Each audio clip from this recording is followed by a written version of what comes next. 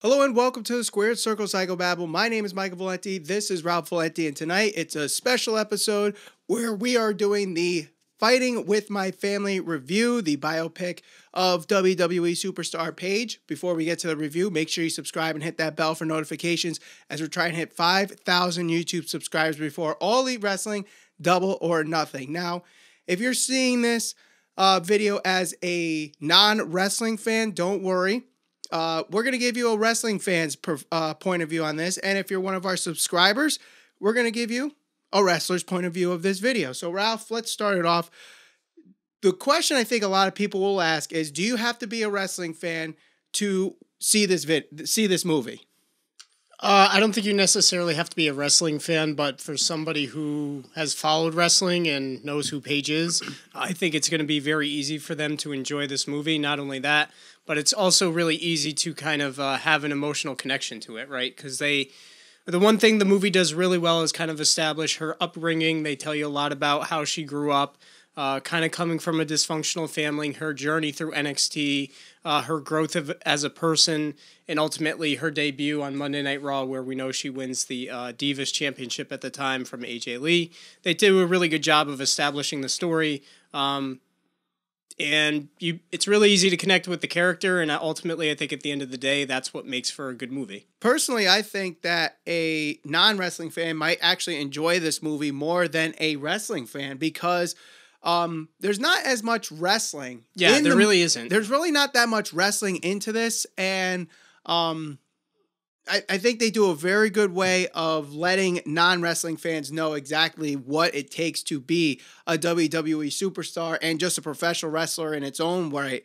And like you said, I think the storytelling that they bring with the family involved, and for the most part, it's actually pretty accurate. Mm-hmm. Paige's life and the story that they tell with the Knight family, Rowdy Ricky Knight, Zach Zodiac, and Saraya Knight, which actually Saraya, Paige's mom's ring name is actually Paige's real name in real life. And I actually like the fact that they mention that in the movie and actually use Paige's real name in the story instead of just calling her Paige the entire time. And it's like, oh, that's why she's Paige. It's her real name. No.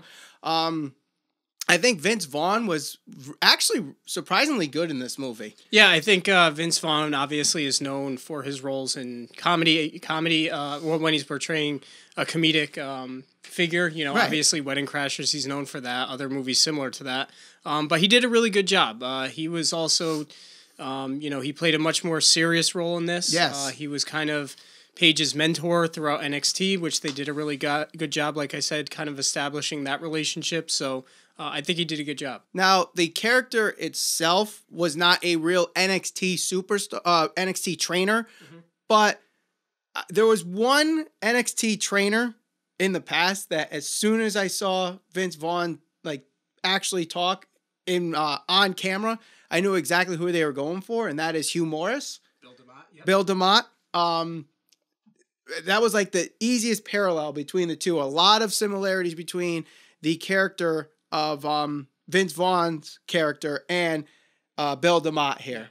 And I think the thing the movie does the best is kind of establish the relationship between Vince Vaughn's character, or if that's supposedly supposed to be Bill DeMott, and Paige. So he challenges her throughout NXT. They do a really good job establishing that she's more or less as kind of an outcast. She's not really like anybody else. And they let you know that from the beginning. And then as soon as she gets there, it's obvious she's very different from the other trainees as far as the women are concerned. And she has to overcome that. She has to overcome a lot of obstacles, not only from other individuals who are there, but also internally too. And they do a good job of establishing the relationship between those two and showing that Paige was able to overcome that ultimately. And also, for a non-wrestling fan seeing this movie, kind of ask yourself, well, are these women that Paige is training with, are they former models, former dancers that are just there for fame and, kind of fortune, glamour, right, all that stuff. And for the most part, WWE at this time, we're hiring a lot of former models, former cheerleaders, former dancers to be really eye candy for the camera. And there weren't really wrestlers like Paige that came up as part of a wrestling family and grew up wrestling since the age of 13. But now, because of Paige, we are seeing that more in today's wrestling with the likes of Charlotte Flair and Becky Lynch. And, you know, the list goes on and on. Tessa Blanchard, who was actually Florence Pugh, Florence Pugh plays Paige in the movie.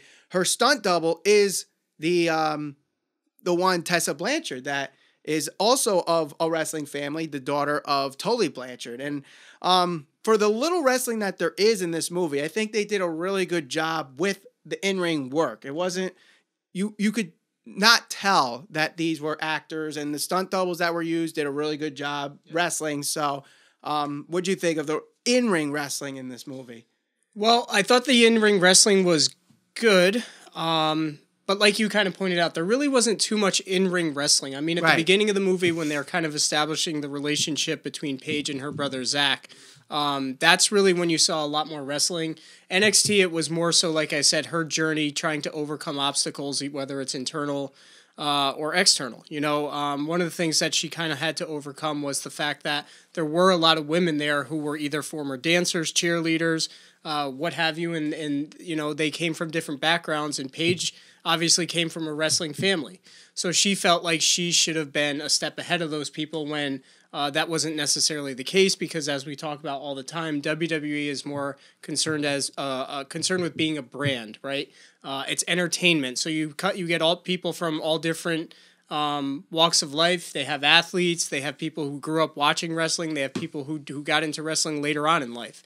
But ultimately, they're going to put the best people out there that they think can kind of promote their product. So Paige kind of had to learn to accept that she wasn't necessarily a step ahead at the time, even if she really was in the ring. Now, of course, with any biopic out there, there's always a question of, is this accurate or is this just Hollywood playing with us? I did see the documentary that this is based off of prior to seeing this movie, and I could tell you that it is pretty accurate. There are a couple things that they changed just for the sake of Hollywood, and you know, you're telling a story within an hour and 48 minutes, so things have to get fast forward, things have to get fabricated a little bit. But I thought this was very, very well told, and I think it was very accurate. And even Paige herself has said that about 95% of the story is accurate. And obviously, some of the characters in the movie were either not real or they were kind of a mix of different people involved. Yeah. And they just used one character instead of 5 or 6. Yeah, a lot of some of the characters were loosely based off, like you said, multiple different individuals who may have been, you know, around NXT or within WWE at the time when Paige was kind of working her way up. I think the most noticeable thing that people are going to talk about is her match at the end when she faces AJ Lee, who is played by Zelina Vega. You can tell right off the bat it doesn't look anything like AJ Lee. They tried to change her whole appearance. And then the one thing you're going to obviously notice too is the match itself, from Paige coming out to the ring and kind of how the match flows, and ultimately when she wins the title at the end. Very different, same outcome at the end, but that was the most noticeable thing that they had changed, which I didn't really understand, only because the match itself wasn't really long or drawn out. But if you go back and actually watch Paige's debut when she came out and talked or had the confrontation with AJ Lee, she almost came off as a little snarky, where I feel like in this movie they almost wanted you to really get behind her. So I think that may have been why they went kind of with the more sympathetic approach. So I think that was done more so for the drama of the movie, which it was fine. It didn't necessarily hurt the movie at all. But if you're a wrestling snob, which we know wrestling fans can tend to be pretty cynical at times, you might point that out and you know, have a couple negative things to say about it. But ultimately, it was a really good movie. Yeah, I think it was a really great movie. Again, would I recommend this to my friends? I have a lot of friends who are not wrestling fans, so I would recommend this to them. I think the actors that portrayed Paige, Florence Pugh, and the rest of the family, Nick Frost plays Rowdy Ricky Knight, that's the father. I think they all did an outstanding job.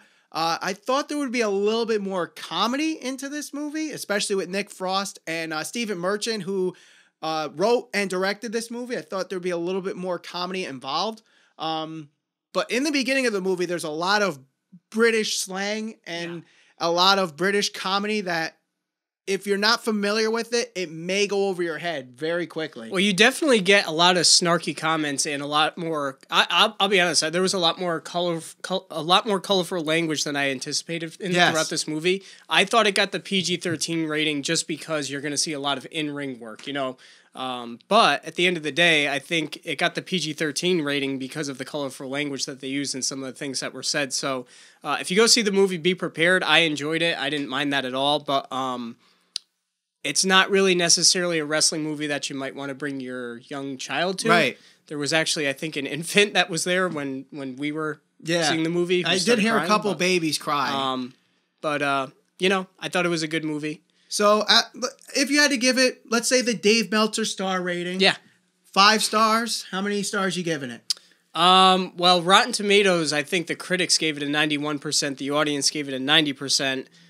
Based on a 5-star rating, I would say it's a good solid 4, 3 3/4. It was good. Yeah, I agree there. 4, maybe 4 1/4. Yeah, it was definitely much better than No Holds Barred, as much as I loved Hulk Hogan in the 80s and Zeus and all of that dynamic. But we are getting a Hulk Hogan biopic soon. We're getting a Hulk Hogan biopic, and there's been a long-rumored Pandemonium movie, which is supposed to be a biopic about the life of Vince McMahon, but haven't heard too much about that. You know what? At the end of the day, there's not really too many good wrestling movies, especially biopics. So this was definitely a good movie. You know, obviously you're going to get people who talk about No Holds Barred. The Wrestler's a really good movie. Yep. But if you're a wrestling fan or even if you're not a wrestling fan, it's definitely worth seeing. It's better than Ready to Rumble. Let's put it that way. Oh, my God. I forgot about that movie. Let us know what you think. If you saw this movie over the weekend, let us know in the comments below. If you like the movie, like this video, share it on social media. Subscribe.